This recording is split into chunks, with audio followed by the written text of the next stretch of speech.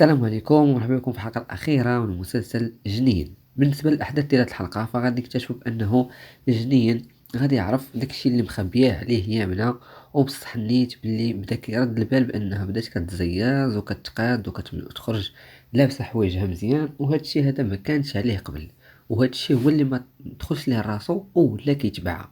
مازال غنكتشفوا بأنه الصدمة اللي غادي تصدم هي أن يامنا كتخرج مع الحاج الذهبي، وكما كنعرفوا بأنه الحاج الذهبي راه مزواج وعنده وليداتو، وهادشي كامل كيطرا من مدة طويلة. ولكن جنين ملي غادي يشوفهم غادي يفرشهم وغادي يبدا يغوت، وغادي يبغي يعرف الحقيقة علاش هاد الجوج هادو ديما تلاقاو، يكما هما السبب، وعارفين شكون والدين جنيين وعارفين القصة ديالو غير كاذبين عليه، ما حدهم كذبوا عليه. فهادشي اللي كيديروا دابا في السر غالبا غادي يكونوا عندهم علاقة مع والديه الحقيقيين. أما بالنسبة لخالد فغنشوف بأنه صاحبه فاروق غادي يغوفل عليه على ديك القهوة ولا الريستو اللي عنده، اللي هما فيها شركة بجوج، غادي يغوفل ليه عليها وغادي يديها ليه قانونيا، حيت داير ليه بزاف ديال الالتزامات بالحق ديالو في ديك الريستو. وغنشوف بأنه فاروق ما غاديش يبقى يدوي معاه، ما يبقاش يدوي مع صاحبه كيف قبل، وما غاديش يبقى يتعامل معاه، غادي يمسح السما بليقة، وما غاديش يبقى كاع يدوي معاه، حيتاش هو كان دا ليه السيدة اللي كيحماق عليها، وعاد زيد عليها ديما هو في الريستو كيعطيه تمارة وعمره جا لهنايا، بالعكس كيجي وكيبدا يجيب العيالات.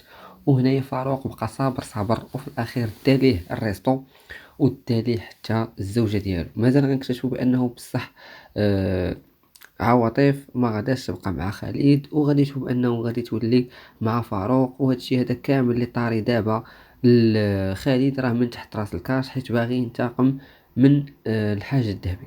يعني غادي نشوفوا انه هذيك السيده اللي كانت عطاتو المخدرات باش يخبيهم هو في المحل ديال باه، راه هذيك السيده من طرف الكاش.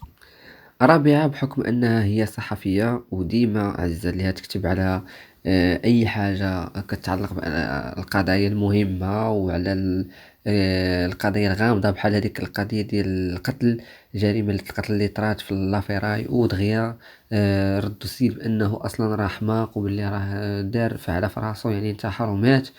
ولكن هادشي كامل غير أكاذيب. الحقيقة ديال لاكاط هو اللي قتل هذاك السيد اللي كان بدا في الحلقة الأولى ديال المسلسل اللي هو عزيز، ومازال غنشوف أنه رابعة هي اللي غتعرف هاد الحقيقة هادي، وغادا تدخل لاكاط والكاش وكل شيء.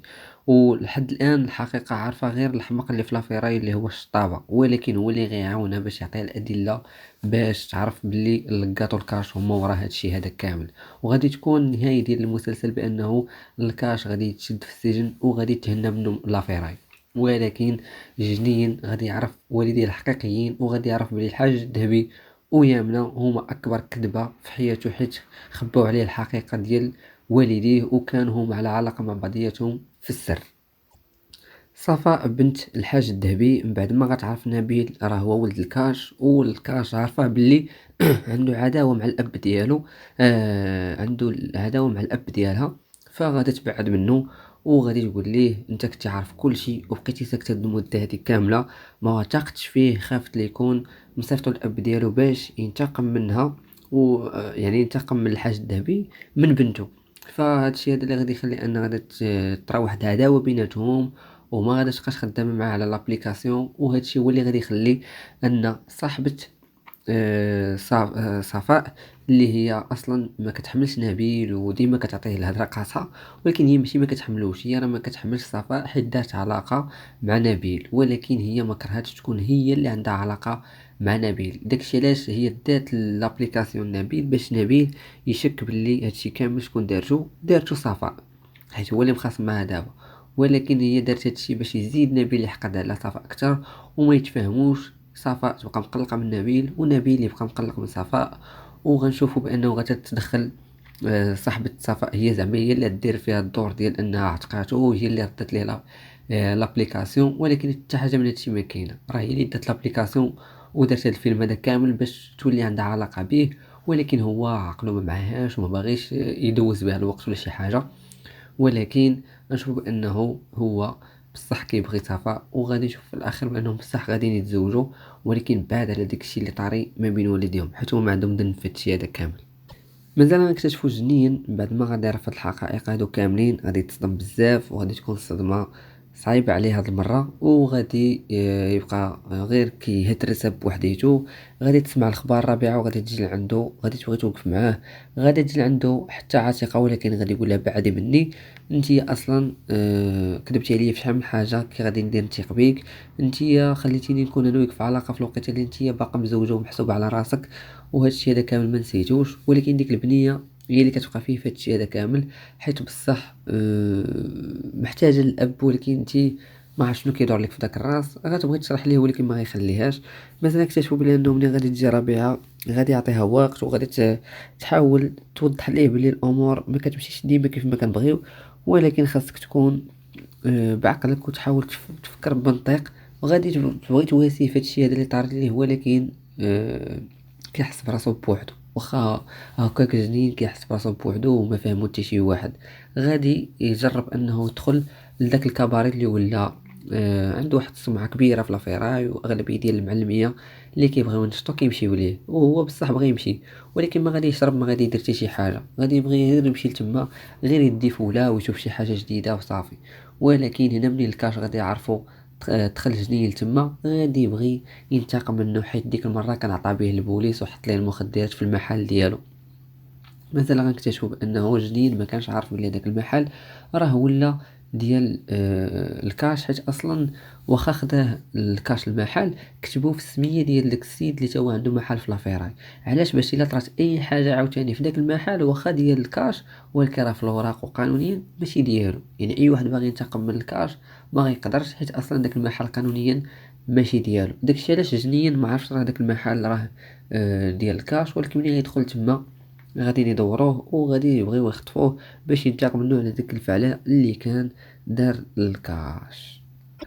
اما بالنسبه لدريس اللي هو اللي شاد القهوه اللي كان حل المشكل ديالو، جنيا حل المشكل ديالو مع الكاش ومشى دار تنازل الكاش على ديك القهوه باش ترجع لدريس، ولكن غنشوف بانه دريس غادي يبغي يدوي مع جنين على قبل المحل وعلى قبل القهوه، باش انه صافي راه ما قدرش انه يجمع الفلوس اللي باغي هو، ولكن غادي يقول ليه باللي نقدروا ندير واحد القضيه اللي هو هذاك المحل يولي ديالك وانا نبقى خدام فيه، نخلص لك الفلوس ديال كل نهار وحتى انا ناخذ فلوسي، وهكا غادي نعيشو ترونكيل بلاصه على حتى شي حاجه. ولكن انايا جنين ما يبغيش، يقول لي انا ما قلتش لك انايا من النهار الاول، قلت لك تجي الوقيته اللي مناسبه باش انا تعطيني فلوس المحل، وديك الساعه اعطيهم ليا، ولكن انا دابا عارفك انت ما عندكش داكشي علاش خليتها من بعد. هنايا دريس لا باغي بصح يتفك من هاد القضيه هادي ويرجع ليه المحل ديالو ولا يدير اي حاجه. فهنا فينا نشوفو جنين بانه غادي يقول ليه بلي هداك المحل ديالك وصافي، دوك الفلوس اعتبرهم هدية مني ليك، وانت راك عزيز عليا وفحال الاب ديالي وهذا، وكبرت وسط منك وهذا ماشي مشكل. فهنا فين غادي نشوفو انه حميد يا ربي مش حميد، دريس فرحان بزاف بهاد القضية هادي، وملي غادي تسمع عتيقة الأخبار غادي تفرح بزاف وغادي تمشي عند جنين باش تعاود ليه الحقيقة وداكشي كامل اللي كان طرا قبل ما تجي هي لهنايا، وغادي تعاود ليه كلشي وغادي يتفهم الموقف ديالها، حيت بصح هي ما عرفاش راجلها واش غادي يرجع واش حي ولا ميت، حيت هو خرج في واحد البالكون ديال الصيد ومولفين كيدوزو شهر شهرين، ولكن هو هاد المره غبر، وغبر مده طويله اكثر من 6 شهور وهو غابر. وداكشي علاش السيده جات لهنا، حيت تشنقات بالكريديات وبزاف ديال الناس ما قدرش تعطي وجههم تما حيت كيتسالوها فلوس، وداكشي علاش جات لهنايا باش تبدا حياه جديده. وداكشي علاش خدمت عند خالها باش تبدا ترجع عليهم الفلوس اللي كيتسالوها شويه بشويه. كانوا هادو من اهم الاحداث اللي غادي نشوفهم ان شاء الله في الحلقه الاخيره. ما تنساوش تخلوا لي الاراء ديالكم في الكومنتير، واهم حاجه تشتركوا في القناه. وهذا مكان، مع السلامه.